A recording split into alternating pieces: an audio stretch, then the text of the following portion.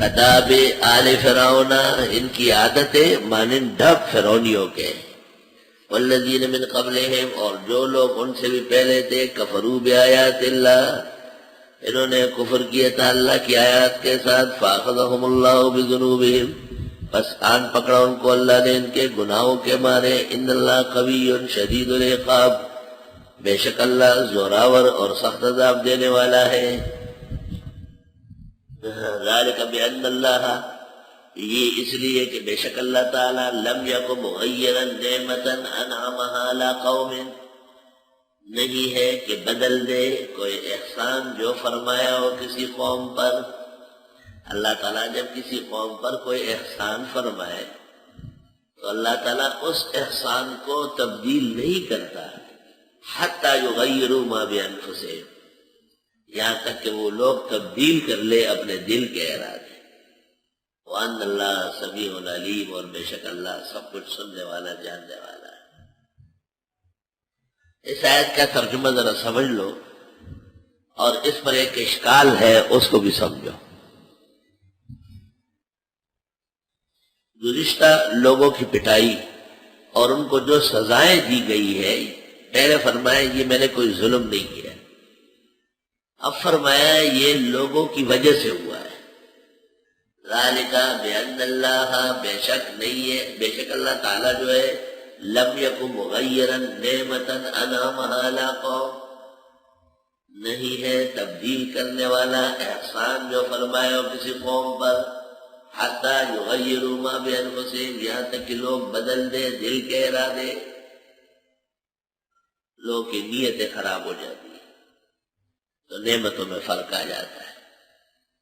قرآن کریم سورہ قلم میں ہے کہ صنعاء کے اندر ایک نیک آدمی ہوتا تھا، جب فصل تیار ہو جاتی تو اعلان کر لیتا کہ مسکین فقیر آئے، تو 3 حصے کر لیتا تھا، ایک اپنے بال بچوں کے لیے، دوسرا مزدوری اور محنت مشقت کے لیے، اور تیسرا فقراء مساکین۔ لا الہ الا اللہ۔ شریعت میں تو یا عشر ہے یا نصف عشر ہے، عشر 10ویں کو کہتے ہیں، نصف عشر 20ویں کو کہتے ہیں۔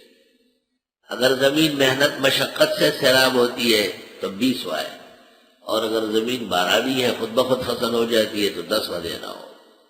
لیکن یہ اللہ کا نیک بندہ تیسرا حصہ دیتا تھا۔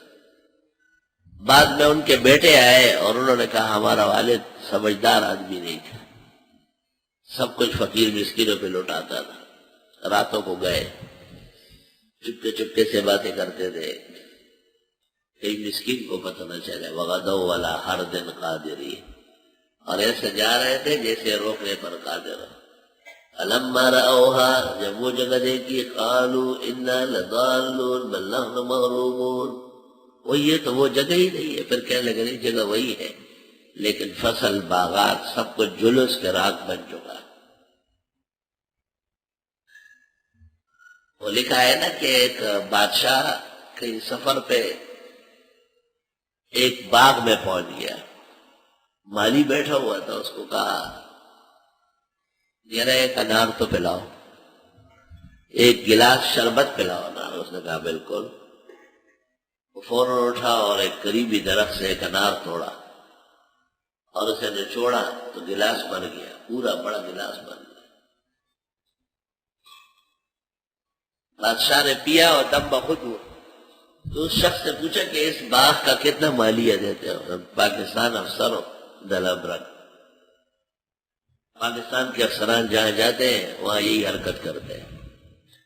دنیا کا دستور ہے کہ شرفاء و مرا جب کہیں جاتے ہیں اور رعایا اور مزارع ان سے محبت سے پیش آتے ہیں تو ان کو انعام و اکرام کرتے ہیں، لیکن یہ ایسا عجیب تنگ دل بادشاہ تھا، انہوں نے کہا کہ اتنا مالیہ دینا ہوتا ہے؟ کہا یہ تو کم ہے۔ دل میں سوچا اور یہ تو اتنا زبردست باغ ہے کہ ایک انار سے ایک گلاس بھر جاتا ہے، ان پر تو ڈبل مالیہ ہونا چاہیے۔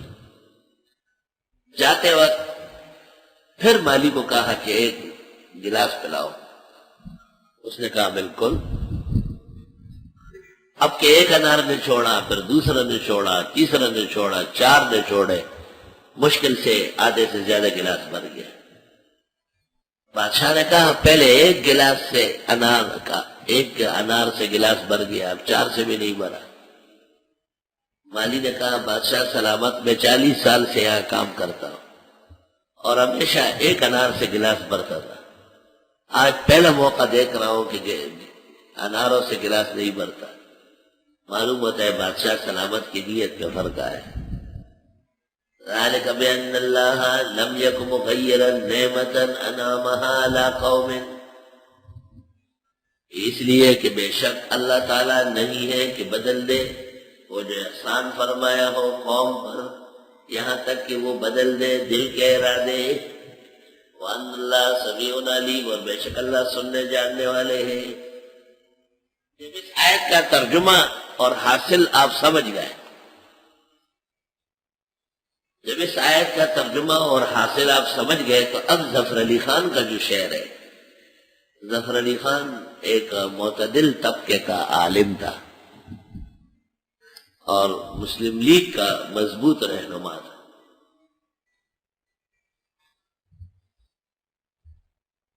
اس کے بعد اشعار ہے، اس میں ایک شعر ہے اس کا، خدا نے آج تک اس قوم کی حالت نہیں بدلی، نہ ہو جس قوم کو آپ اپنی حالت کے بدلنے کا۔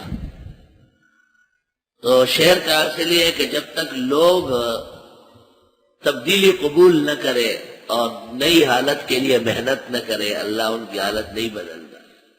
یہ ترجمہ سمجھا جاتا ہے کہ یہ آیت کا ہے، یہ شعر آیت کے پیش نظر غلط ہے۔ آیت میں تو یہ ہے کہ لوگ دلوں کے ارادے بدل دیں، تب جا کے رب العالمین کی طرف سے تبدیلی ہوتی ہے۔ یہ نہیں فرمایا کہ اللہ ہی فیصلہ وہ لوگوں کے اعمال کا تابع، معاذ اللہ۔ ویسے شعر ہے لیکن آیت کا ترجمہ ٹھیک نہیں ہے۔ یہی آپ کا امتحان ہونا چاہیے کہ آیت کا ترجمہ کرے، حاصل بتائے، اور ظفر علی خان کا شعر اس پر منطبق ہے یا نہیں، یہ وجوہات لکھیں، بس آپ کو پتہ چل جائے کہ آپ کو نیند آ رہی ہے تفسیر پڑھ رہا۔ کداب آل فرعون، ان کی عادت مانند عادات فرعونیوں کی ہے، والذین من قبلہم، اور جو ان سے بھی پہلے تھے، کذبوا بآیات ربہم، انہوں نے تکذیب کی تھی رب کی آیتوں کی، فاہلکناہم بذنوبہم، پس ہلاک کیا ہم نے ان کو ان کے گناہوں سے، بذنوبہم بسبب معاصیہم وذنوبہم، واغرقنا آل فرعون، اور غرق کیا ہم نے فرعونیوں کو، وکل کانوا ظالمین، اور یہ سب ظالم تھے۔